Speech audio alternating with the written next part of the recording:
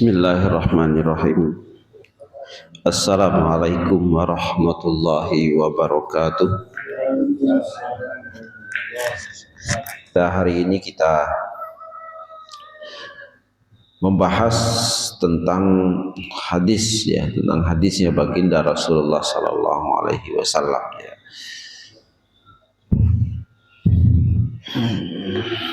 Dalam satu kitab, yaitu kitab Hasyiah Ibnu Abi Jamrah, khusus menyaring merupakan hadis-hadis pilihan dari kitab Imam Bukhari. Jadi kitab Sahih Imam Bukhari ya. Jadi semua hadis ini adalah riwayatnya Imam Bukhari gitu.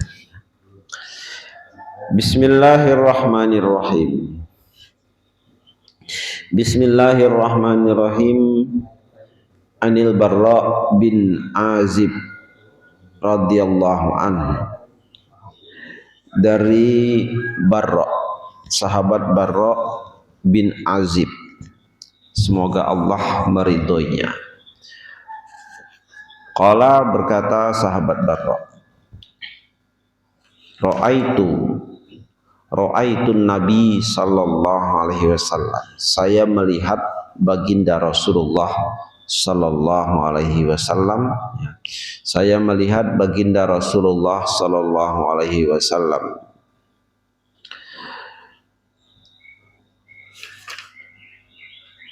Yaumal Ahzab, pada hari peperangan Ahzab, peperangan Al-Ahzab. Pada hari peperangan Al-Ahzab, yang qilu at-turaba, beliau memindahkan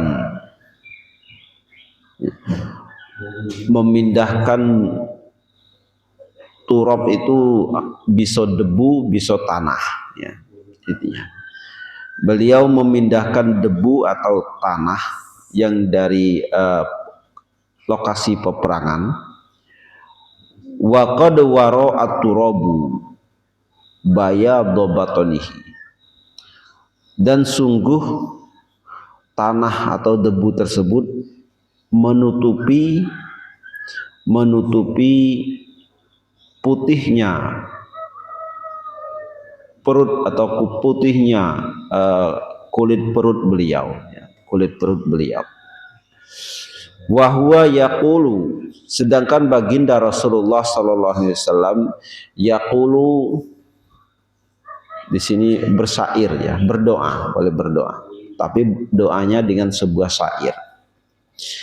Laula anta mahtadaina wa la tasaddaqna wa la sallaina fa anzilis sakinata alaina wasabbitir aqdama illa qaina innal ula qad baghaw alaina idza aradu fitnatan abaina. Ini doa Rasulullah tapi dalam bentuk syair ya, dalam bentuk syairan. Nah, ini senang ya, nyanyi. Wong Arab jahiliyah itu memang jago-jago syair ya, syair-syairnya seperti itu ya. Jadi kita sekarang ini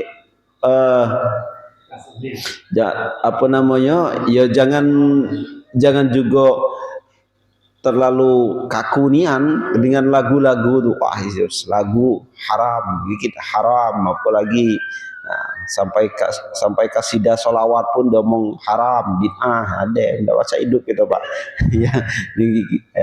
Jadi Rasulullah itu sendiri pernah berdoa dengan menggunakan syair ya, dengan menggunakan syair pada saat peperangan Ahzab. Nah, ini peperangan Ahzab.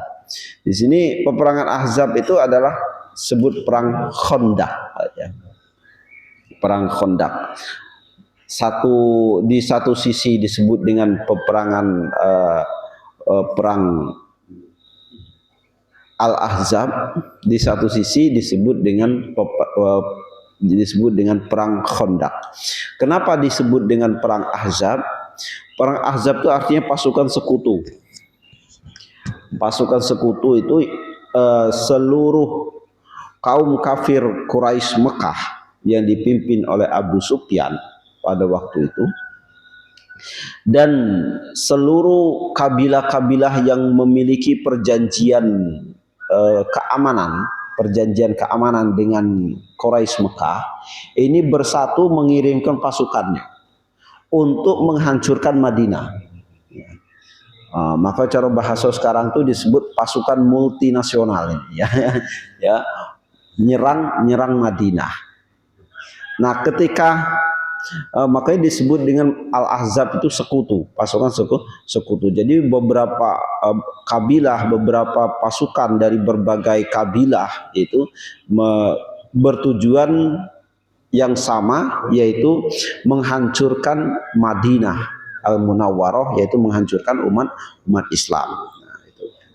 Nah, karena pasukan sekutu ini besar, banyak, nah kabar tersebut sudah didengar oleh Rasulullah jauh-jauh hari, bahwasanya orang kafir Quraisy ini bersiap-siap menyerang, mempersiapkan diri untuk menyerang dengan pasukan yang besar. Berarti Rasulullah itu ya dapat dapat informan juga, ada informan juga di Mekah itu, ya ngasih informasi dan terus sebagainya, ya. Nah, akhirnya baginda Rasulullah Sallallahu Alaihi Wasallam ini musyawarah dengan para sahabat untuk menghadapi serangan itu. Cak mano lah caranya. Kita ini baru istilahnya kekuatan masih kecil, tetapi pasukan ini pasukan besar. Bagaimana kita menghadapinya? Strategi perangnya cak mano. Nah, ini ya strategi perang. Ada yang ngusul macam-macam, ada yang ngusul kita menghadang di luar Madinah, ya, dan lain sebagainya.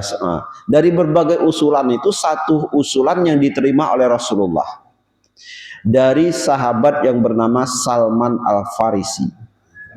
Ya, Salman Al-Farisi itu wong Persia, Iran sekarang, ya, wong Persia. Ya, Salman Al-Farisi itu sejatinya dia anak gubernur Persia. Wong Persia itu agamanya Majusi pada waktu itu. Majusi itu agama yang menyembah api. Mereka memiliki api abadi. Tapi ketika pas Rasulullah lahir, apinya ini yang selama puluhan ribu sejak Persia berdiri, api itu tidak pernah padam. Tapi pada saat Rasulullah dilahirkan, api itu padam. Ya. Nah ini ya waktu itu, ya, api itu padam. Nah, itu isyarat bahwa kerajaan Persia, kekaisaran Persia nantinya akan hancur oleh baginda Rasulullah SAW atau oleh Islam. Nah, Salman Al-Farisi ini anak gubernur, tapi dia logikanya itu bermain. Yo, istilah akal sehatnya bermain. Masuk wong manusia kok nyembah api. Nah ini ya, tidak mungkin ya, wong kita manusia itu lebih terhormat, lebih kok nyembah api ini. Nah, bermain. Akhirnya dia mengembara lah, mencari identitas, cara bahasa itu mencari identitas diri. Ya. Jadi mekotlah dia dengan wong Yahudi, ya. Mekot dia jadi agama Yahudi, belajar ya agama Yahudi. Dan di dalam agama Yahudi ada kabar tentang ada namanya Nabi akhir zaman. Nah, dia pergi lagi mengembara lagi, bertemulah dengan pendeta Nasrani. Akhirnya dia mengikut pulau dengan pendeta Nasrani ini. Ya, dia mempelajari agama Nasrani. Tiap hari dia mendengarkan khutbahnya pendeta ini dalam satu kitab itu kitab Injilnya itu. Nah, karena dia itu melayani pendeta, dalam satu riwayat itu dia ini membersihkan ya meja lah, sebangsa membersihkan meja buku-buku itu yang pilih pendeta tadi. Nah, ketika dia buka buku itu milik pendeta itu, kitab Injil itu, ada satu halaman yang dilipat rapi oleh pendeta tadi. Satu halaman kitab itu dilipat. Nah, jadi ya, dia tidak dibaca, tidak pernah dibaca, ya, dilipat itu. Nah, dia nekat dibukanya, ternyata dalam lipatan itu, dalam halaman itu ada kabar gembira bahwasanya nanti di akhir zaman akan diutus seorang nabi, ya, nabi akhir zaman. Nah, ya. Nah, ketika dia mau maco itu, pendeta tadi tahu, marahlah pendeta, ya. Ngapo ini itu apa namanya membaca ini, marah ya, ngapo membaca yang sudah di barang lipatan, ditanya ngapo itu rahasia, ya. Nah, dia tidak terima. Salman Al-Farisi, ngapo apa namanya pembelajaran agama kok ada ajaran agama yang dirahasiakan, ya. Nah, ternyata rahasia apa dirahasiakan, tidak pernah diajarkan dengan umatnya tentang akan adanya nabi akhir zaman. Ya, itu ya. Nah, kemudian akhirnya dia pergi dari itu. Nah, akhirnya mendengar berita bahwasanya di sebuah daerah yang disebut dengan Yasrib atau itu Madinah, ada seorang nabi. Nah, ada seseorang yang mengaku sebagai nabi akhir zaman. Nah, ini katanya ini yang cari. Ionian apa tidak? Ya. Ionian apa tidak? Akhirnya pergilah dia ke Madinah. Pas sampai di Madinah, dia langsung kaget. Wah, ini kalau nengok struktur daerahnya benar ini dalam kitab yang dia baca. Karena apa? Di daerah yang banyak ditumbuhi pohon kurma. Madinah waktu itu pusat kurma, kebun kurma paling tua itu di Madinah. Sebelum daerah lain ada kebun kurma, itu di Madinah itu memang dari dulu pusat kebun kurma. Nah, dia akhirnya memperhatikan baginda Rasulullah, diteliti dia. Ya, belum iman dulu Salman Al-Farisi ini. Emang wong Persia kan model itu, dia teliti dia. Karena apa? Memang terdidik dari dulu, ya. Terdidik, kemudian orangnya mengandalkan logika dan rasional yang tinggi. Itu akhirnya diteliti 3 hari, dia neliti baginda Rasulullah SAW, sampai ngintip, ya. Nah, pas terakhir dia melihat Rasulullah ini ternyata tahu kalau dia tuh diawasi oleh itu tuh, ya. Nah, pada satu ketika Rasulullah ini membelakangi, ya, ngintip kan dia, atau membelakangi Salman Al-Farisi yang lagi ngintip dia. Kemudian baginda Rasulullah membuka bajunya, kelihatan. Maka kelihatanlah di pundak Rasulullah ada satu cap kenabian. Di pundak Rasulullah itu ada cap kenabian yang bertuliskan Khatimul Anbiya wal Mursal. Khatimul Anbiya, ya. Yang artinya penutup para nabi di pundak beliau itu. Nah, ada itu bawaan lahir, ya. Bawaan lahir itu, ya. Cap kenabian yang bertuliskan Khatimul Anbiya. Nah, ketika nengok ada cap kenabian itu, maka yakinlah Salman Al-Farisi bahwa inilah nabi yang dijanjikan oleh Allah, yang dia pelajari dari 2 agama sebelumnya, yaitu Yahudi dan Nasrani. Akhirnya beliau langsung menyatakan iman dan percaya, menyatakan syahadat kepada baginda Rasulullah SAW, masuk Islam. Nah, jadi wong masuk Islam itu ada dengan berbagai cara ternyata. Ada Salman Al-Farisi ini masuk Islam ternyata dengan pengembaraan ilmiah. Ini namanya Salman Al-Farisi, ya. Masuk Islam dengan pembuktian ilmu yang sudah dia dapatkan sebelumnya. Makanya jangan heran banyak wong masuk Islam itu setelah para ilmuwan itu setelah pengen niatnya mempelajari Islam, pengen mengetahui kelemahan Islam, justru akhirnya dia jadi masuk Islam. Itu namanya sebab dengan pengembaraan ilmiah. Contohnya lah ada sahabat Salman Al-Farisi itu, ya. Luar biasa. Jadi Nah, sahabat Salman Al-Farisi tadi singkat cerita ya, dalam musyawarah di perang Khandaq dia mengusulkan, karena Persia itu kan satu kekaisaran besar, salah satu dari dua kekaisaran dunia yang waktu itu adikuasa istilahnya ya, dua negara dikuasai, yang sikok kekaisaran Persia, yang sikok kekaisaran Bizantium di Eropa. Nah, Timur Tengah Arab ini berada di antara dua kekaisaran itu.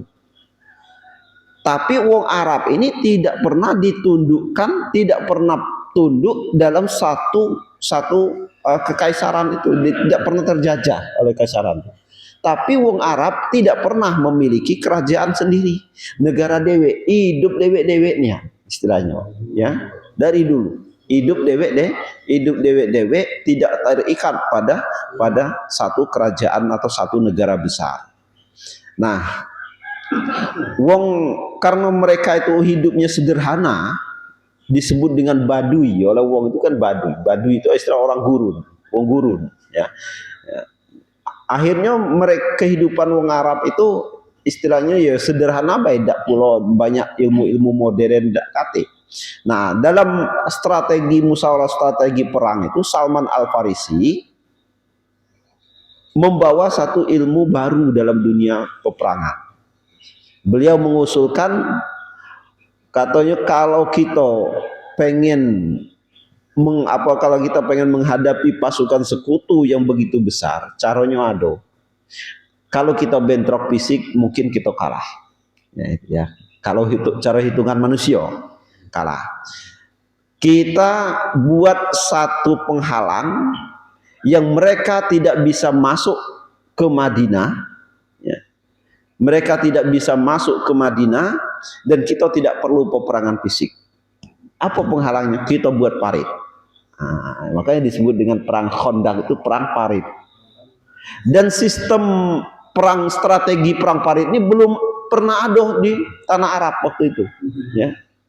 Jadi Rasulullah kagum, wah ini katanya, ini ilmu dari wong Persia ini, ilmu sekarang Iran ini, ilmu wong Persia ini, ya, diambil oleh Rasulullah SAW, diterima oleh Rasulullah, akhirnya gali parit, 40 hari gali parit sepanjang hidup itu, gotong royong terus setiap hari. Bahkan Rasulullah sendiri pun sampai ikut menggali parit itu sampai mecah batu, ya, mecah batu. Dalam satu riwayat yang ceritanya agak panjang itu, ya Rasulullah memecahkan batu itu kemudian berdenting Rasulullah sampai sinar api dari batu itu mencerat keluar, ya, menuju ke arah Persia. Apa kata Rasulullah? Persia kaki bakal hancur, ya, bakal kalah oleh Islam. Ini ya. Kemudian sekali lagi sinar langsung sinar dari batu tadi yang itu Rasulullah dengan palu itu mengeluarkan cahaya yang luar biasa menuju ke arah barat. Sikok menuju ke arah timur ya Persia, kata Rasulullah, Persia nantinya akan tunduk kepada Islam. Kemudian yang kedua langsung lagi ke timur. Ke timur itu berarti Eropa, ya. Baratnya Timur Tengah itu berarti ke arah Eropa. Akhirnya Rasulullah juga ngomong, nanti kekaisaran Bizantium, Rom, ya, kekaisaran Rom itu akan tunduk kepada Islam. Itu. Jadi sudah ada isyarat waktu itu seperti itu. Jadi dibuatlah parit. Parit ini dalam, lebar, yang sekiranya kudo, ya, melompat tidak bisa. Ya, melompat tidak bisa. Kemudian dibuatlah ranjau tombak-tombak dalam parit itu. Dan itu strategi belum pernah ada dalam strategi perang Arab. Ya. Jadi luar biasa strategi baru yang diadopsi dari Persia oleh baginda Rasulullah SAW. Ya. Nah, dalam perang Khandaq atau dalam perang Ahzab itu. Dan ketika terjadi perang, betul, ya. Pasukan Islam ini menunggu di sebelah parit ini. Di sebelah parit yang agak jauh, menunggu, mendirikan kemah. Nah, kemudian pasukan kafir ketika mau masuk Madinah, mereka kaget.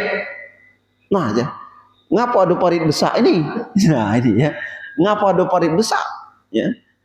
Dan akhirnya mereka mencoba, beberapa orang mencoba untuk melewati itu dengan memakai kudo, melompati, ya memakai kudo, dilompati kudo, tidak bisa. Bahkan sampai terjun ke terjerumus ke bawah, langsung kena tombak, ranjau-ranjau tombak. Nah, akhirnya mereka kaget, orang Arab ini, wah ini bingung mereka menghadapi strategi perang ini karena belum pernah ada ini nih, yang model ini nih ya. Mereka bingung jak mana menghadapinya. Akhirnya mendirikanlah kemah di apa namanya? di seberang lagi di sebelah luar Madinah, mendirikan kemah. Mereka memikirkan cara untuk menaklukkan Madinah dengan strategi perang ini. Mendirikan kemah. Lebih kurang disabar di situ ada yang ngomong sebulan, ada yang ngomong 40 hari. Nah, dalam waktu sebulan atau 40 hari itu mereka memboikot pasokan-pasokan logistik yang dari luar, mereka hadang jangan sampai masuk Madinah. Nah, akhir Madinah itu dikepung berarti ya, dikepung. Nah, dalam keadaan demikian, penduduk Madinah akhirnya lama-lama akhirnya ya dak kate pasokan logistik masuk ya. Akhirnya kelabakan juga ya, krisis makanan dan lain sebagainya ya, kelabakan juga akhirnya.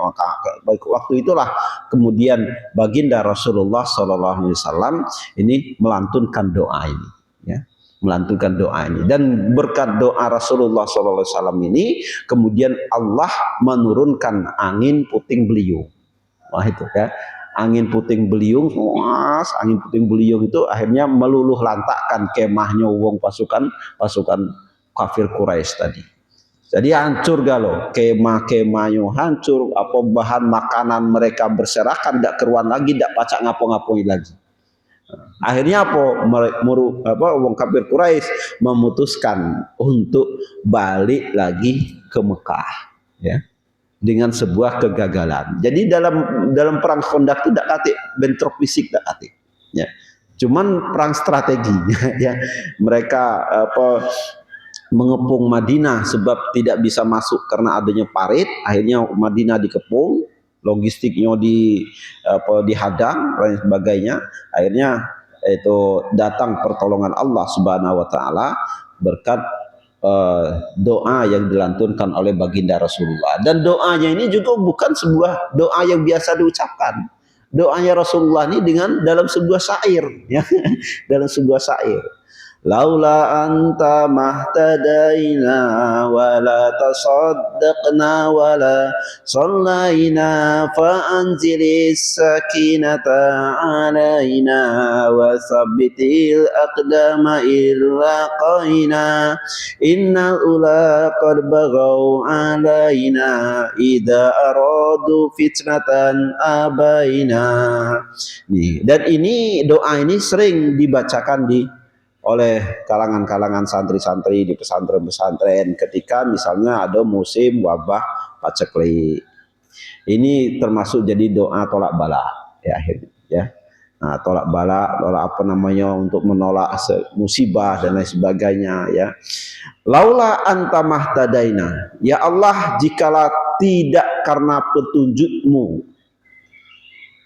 tidak karena Engkau ya Allah, mahtadaina, maka kami tidak akan pernah mendapatkan hidayah. Kata Allah, ini artinya ya. Wala tasaddaqna wala sallaina, kami juga tidak pernah mengenal sedekah, mengenal zakat.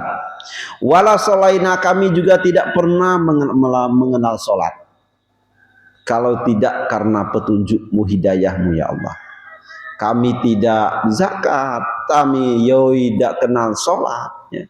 Fa anzilis sakinata alaina, maka turunkanlah sakinah, ketenangan, kedamaian atas kami. Wasabbitil aqdama illa qaina, dan tetapkanlah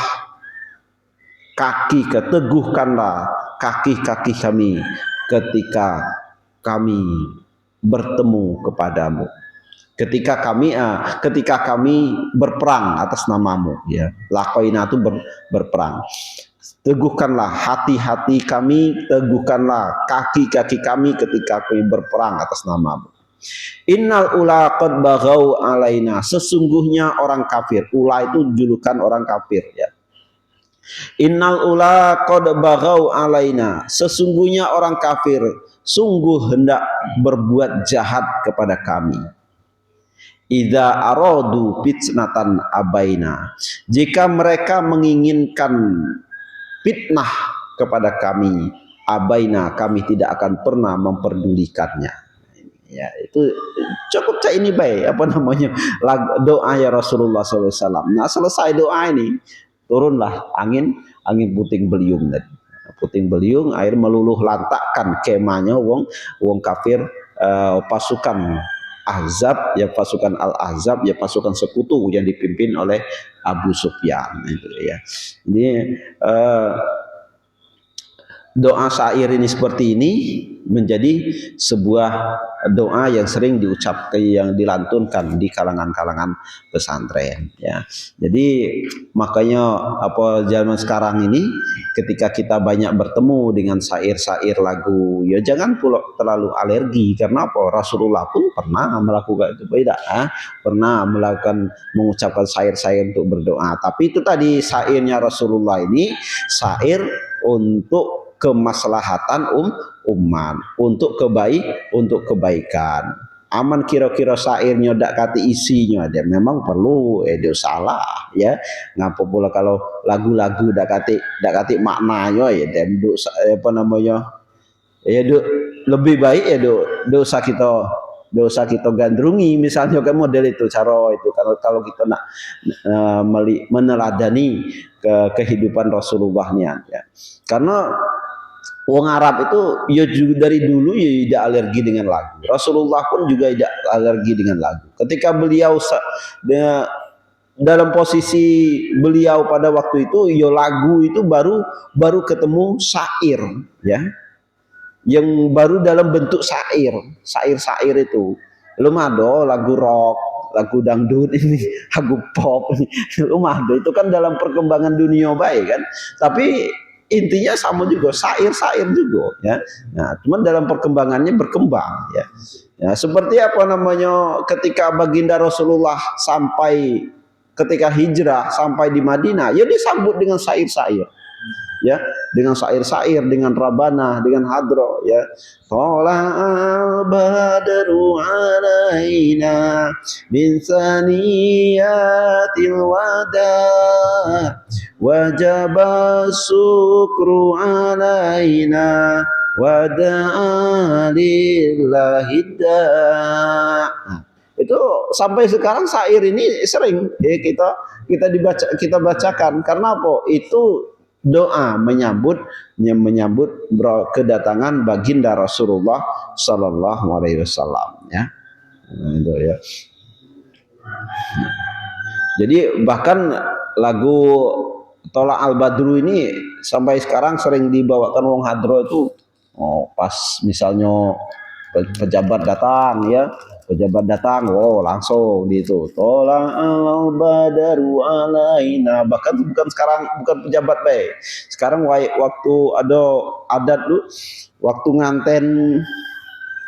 nganten datang masuk itu di apa namanya, dilantunkan salawat Tolak al-Badru ini, ya, Tolak al-Badru, yo bagus juga, ya ada masalah istilahnya kan.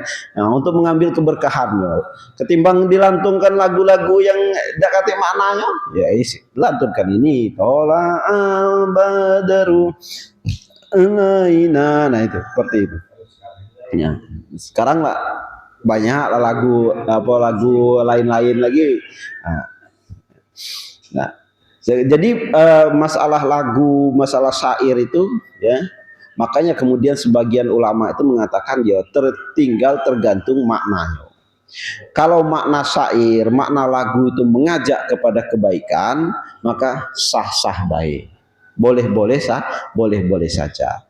Tetapi kalau makna atau dari syair lagu itu mengajak kepada hal-hal yang berbau apa namanya, yang nyerempet-nyerempet atau bahkan tidak katik maknanya sama sekali, ya, istilahnya, maka itu ya lebih baik dihindari, ya. Cara apa namanya, contohnya lagu wong bingung itu kan, di mana, apa, kemana kemana, lagu wong bingung itu dah kati maknanya apa diulang, ketika model itu apa, kucing garong, apa kata Pak Ketua, lagu kucing garong, ya. Jadi makna-makna lagu atau syair itu ketika mengajak kepada kebaikan bisa kita terima, tidak masalah, ya, mengajak kepada kebaikan dan lain sebagainya, ya. Tapi itu tadi kalau maknanya itu nyerempet-nyerempet, apalagi nyerempet-nyerempet kepada hal-hal yang bersifat seronok, ya, maka itu para ulama sepakat bahwa itu tidak diperbolehkan, seperti itu, ya.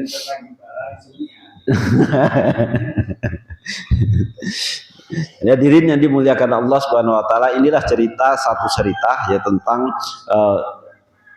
peperangan Ahzab, ya. Jadi peperangan Ahzab atau peperang Khandaq itu tidak ada pertempuran fisik. Tidak ada pertempuran fisik, tetapi hanya apa namanya itu, saling memprovokasi, ya.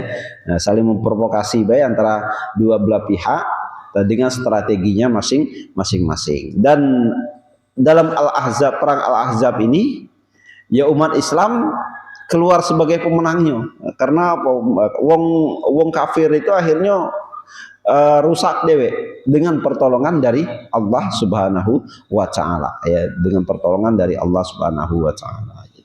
Jadi hadirin yang dimuliakan Allah, mungkin itu saja yang bisa disampaikan pada pagi hari ini.